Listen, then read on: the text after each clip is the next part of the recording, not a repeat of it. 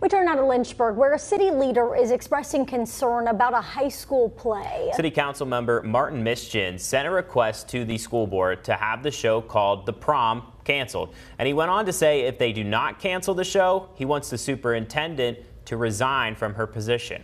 WFXR's Anna McDougall spoke with the music director of that play as well as one of the sponsors. She joins us now live. Anna, what exactly is the issue? Drew and Kathleen, in the letter that Councilman Mischin sent, he describes the play as distasteful and offensive, adding that he's appalled that the public school would allow a production that he says openly mocks the Judeo-Christian faith. However, those involved with the play say that the lines he was reading were taken out of context.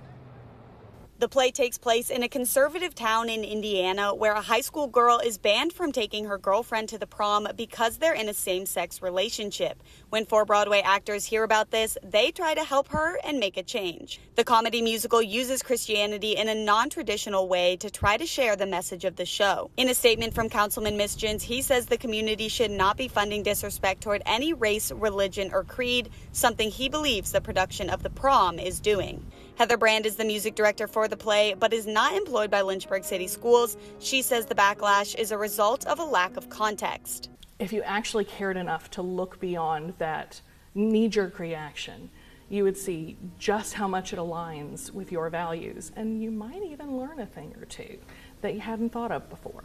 Brand goes on to say that she believes this response could put unnecessary weight on students' shoulders. The fact that they now have to shoulder the burden that adults that they are not associated with have piled on their shoulders is unfair.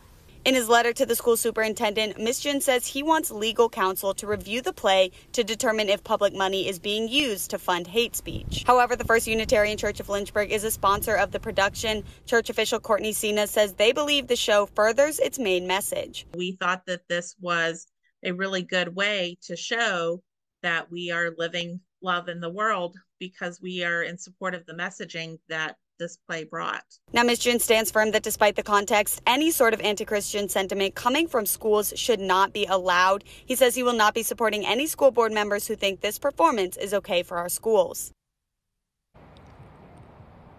Now, both the councilman and Lynchburg City Schools denied our request for an on-camera interview today. Brand does add that before the auditions, every parent and student that was going to be involved with the play was given a warning about the content so they could decide whether or not it was something that they were okay with. She adds that most of the funding for the production comes from old ticket sales or boosters, sponsors, things of that nature. However, Mischin says that because it takes place in a tax-funded building, he believes that the play should not be allowed. Live in Lynchburg, Anna McDougall, WFXR News.